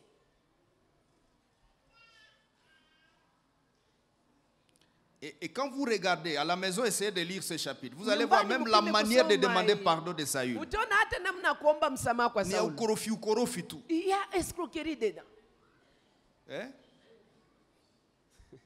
Saül lui répondit. Sauli J'ai bien akamjibu, écouté la voix, verset 20. nimesikiliza vizuri J'ai suivi sauti le shairi chemin ya par 20. lequel m'avait envoyé l'Éternel. Mais j'ai Nimefuata amené njia ya Bwana. Agag, roi d'Amalek, que j'ai dévoué par interdit les Amalécites. Mais le peuple a pris sur le butin de brebis comme prémisse de ce qu'ils avaient été dévoués afin de les sacrifier à l'Éternel. On peut comme pour dire à Dieu, Kama vile Seigneur, kumwambia tu Mungu, sais Seigneur, Bwana, j'ai volé Unajua ça parce que Bwana, j'allais vous donner. nimeiba hii sababu ningekupatia nayo. Autrement, Seigneur, calme-toi. Kwa On a maneno volé mengine, pour toi. Bwana, sulinde kimya, Les tumekuibia. gens qui ne sont pas en alliance, ils ont des petits raisonnements. On a pris ça, on va t'offrir, Seigneur. Si tutakutolea Bwana. Calme-toi. Sulinde kimya. Tulia. Et puis Samuel dit, ah, ni mambo ya je weye. Uko mambo gani weye? Tie down kwa toi. Et il y a tous et puis finalement, Na kwa mwisho quand Samuel vient de lui prêcher sur Samuel l'obéissance, alipomaliza kumhubiri juu ya utiivu, vous voyez depuis quand le débat a commencé, umeona tangu wakati gani jusque-là, il ne s'est maongezi- pas rendu compte qu'il est en erreur pour demander mpaka pardon. hapa hajaelewa ya kwamba iko ndani ya makosa ili aombe msamaha. Finalement, quand il sent que... Kwa mwisho anaposikia kwamba Les mambo choses ni se hatari, mambo yanaharibika, Parce qu'au verset 23, sababu kwenye shairi la 23 Samuel lui dit, Samuel anamwambia, puisque tu as rejeté la parole de l'Éternel, jinsi umetupilia neno la Bwana, il te rejette aussi comme naye roi. anakutupilia kama vile mfalme. C'est alors Ni hapo sasa que Saül dit ndipo Sauli anasema, à Samuel, anamwambia Samuel, j'ai péché. nimefanya dhambi. Tout ce temps, tu n'as pas senti que tu as péché? Hii muda yote haukusikia kama umefanya dhambi? Juu ufalme imeisha. Parce que la royauté est finie. Ndio sasa, ok, Mungu nihurumie basi. C'est maintenant que tu demandes pardon à Dieu. C'est-à-dire, Inamaanisha dans la marche avec Dieu, ndani ya kutembea pamoja quand na nous Mungu, ne sommes pas attentifs et sérieux, wakati hatuko uangalifu quand na nous ne watu sommes pas wakamilifu, authentiques, wakati hatuko wa je vous kweli. ai dit dans Psaume 18, verset 27, Nimwambia ndani ya Zaburi 26, 18, 27, il est écrit, à celui qui est 27, pervers, kwa yule ambaye Dieu se montre ni mjanja, avisé. Mungu anajionyesha kama vile Il anajua. demande pardon. Anaomba msamaha. Et quand il demande pardon, Na anapoomba msamaha, regardez son pardon. angalia kuomba msamaha yake. J'ai péché, j'ai transgressé, Nimefanya dhambi, je nimevunja n'ai sheria pas ya obéi Mungu. à tes paroles, j'ai craigné le peuple. Niliogopa Justification. taifa, anaanza kujitetea. Et j'ai écouté la voix du peuple. Na nikasikia sauti ya Maintenant, je taifa. te prie, pardonne mon Sasa péché. nakuomba usamehe dhambi Reviens zangu. avec moi Urudi pamoja et je me nami prosternerai devant l'Éternel. na nitapiga magoti mbele ya Bwana. Samuel dit, Samuel je anamwambia, ne retournerai point avec toi car tu as rejeté sitarudi la parole de pamoja na l'Éternel. wewe sababu umekataa L'Éternel neno te la Bwana. rejette, Bwana tu nakukataa ne sois plus roi sur Israël. na hautakuwa tena mfalme juu ya Suivez ce Israeli. qui suit dans la Fuata ile discussion. ambao na Samuel s'est tourné pour s'en aller. Samuel Saül aligeuka est ile saisi endi. Samuel par les pans akamshika de son kwenye manteau pindo et ya le manteau se kanzu lake, déchira. na kisha kanzu ikakatika. Et Samuel dit, Na Samuel ton anasema, royaume est déchiré. ufalme wako naona katika. Mbona malheur zinakuya mbio mbio hivi? Les malheurs viennent trop vite. Mais je vais vous montrer le ukorofi ya question. Je vais vous montrer Verset son escroquerie. 28. Shairi la 28. 29. 29. Celui qui est la force d'Israël ne ment point et ne se repent point. Car il n'est pas un homme pour mentir et pour se repentir. Saül dit encore. Saulo akasema tena nukta mbili. J'ai péché. Nimefanya dhambi. Tu aurais dû comprendre ça à temps. Ungepasha elewa mbele. Il dit j'ai péché. Nimefanya dhambi. Mais écoutez la suite. Sikiliza sasa inayofuata. Lisons la suite ensemble. Tusome inayofuata. 1, 2, 3. 1, 2, 3. Maintenant, Sasa, je te prie, ninakuomba honore-moi. uniheshimishe. Aya. Sasa uko naomba pardon. Toi tu demandes pardon.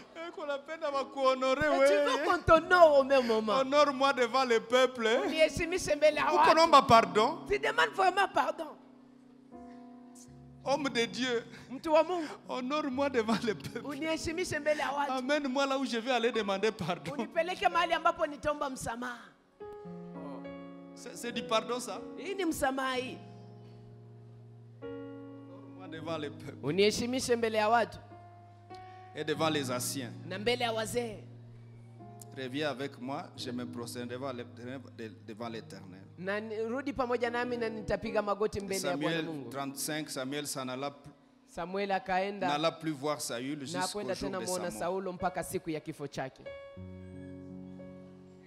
C'est Samuel qui l'a oint. Ni Samueli ndiye alimpaka mafuta. Regarde comment les relations se terminent. Lakini tazama jinsi uhusiano wao Mais ce qui est unakuishi. grave, Na inayokuwa ya hatari. regardez, Tazama dans la suite, ndani ya endeleo Saül destitué, il commence à poursuivre David. Saulo ametoshwa madarakani, anaanza kumkimbiza Daudi. Et au chapitre 22, Na kwa sura ya 22 David est allé consulter un homme de Dieu pour savoir qu'est-ce qu'il va faire. Daudi ameenda kumtafuta mtu wa Mungu ili aone atafanya Saül le nini. roi apprend ça Saulo mfalme et il anaigundua vient dans cette cité na qu'on anakuja appelle Nob ndani ya ile eneo wanaiita Nobu et il tue les na sacrificateurs. anaua makuhani wote. Ça n'a pas suffi. Haikutosha,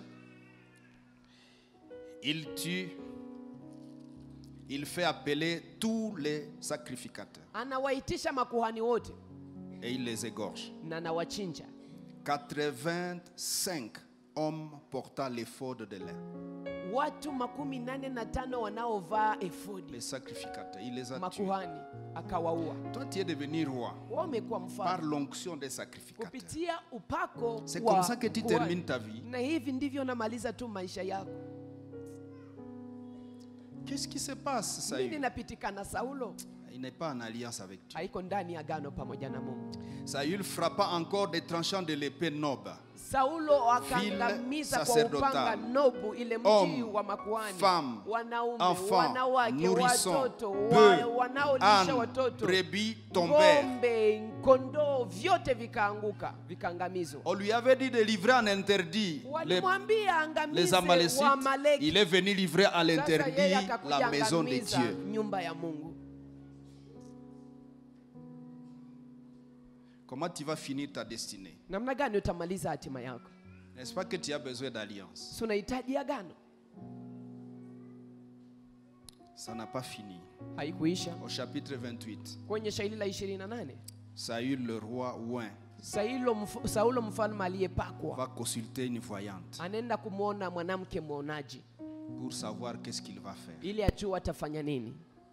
Parce que au verset 6, Sababu kwenye shairi il la est écrit 6 Saül consulta l'Éternel. imeandikwa Saulo L'Éternel ne le akamtafuta répondit Mungu point, ni na par Mungu des songes, hakumjibu ni par kupitia l'Urim, ndoto, ni par les prophètes. kupitia manabii, Mais hakumjibu comment kupitia ça peut même chochote. se faire? Parce que tu les as tués. Sasa inaweza kufanyika namna gani? Si uliwaua,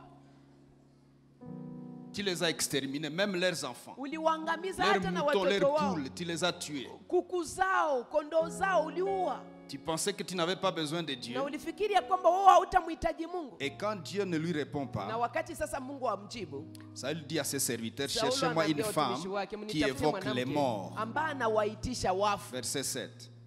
Shairi la 7. Cherchez-moi une femme qui évoque Mnitafutie les morts. mwanamke ambaye anawaitisha wafu J'irai la consulter. na nitaenda Tu kumtafuta. finis ta vie comment? Unaimaliza maisha yako Écoutez namna mes gani? frères, Sikiliza ndugu réussir zangu, ta destinée, kufaulu hatima yako on doit mettre tous les prix dedans. sheti uweke bei yote humo ndani. C'est pourquoi je vous ai dit, Na ndio maana nimewambia Réussir sa destinée, Kufaulu hatima yako c'est réussir son parcours entier. ni kufaulu safari yako Il ne s'agit yote. pas de réussir aujourd'hui Haiko et kufaulu demain leo on finit chez la voyante. na kisha kesho naishia kwa Ou demain mwanamke on finit mwonaji. par tuer les pasteurs. Ama kesho nafikia kwa mwisho Il y en na a, kuwa il semble mchungaji. actuellement des gens qui donnent du poison aux pasteurs. Kuna wale ambao wanapatia wachungaji sumu. C'est comme ça que tu veux finir Hivyo ndivyo napenda à maliza tuer les pasteurs. ukiwaua wachungaji.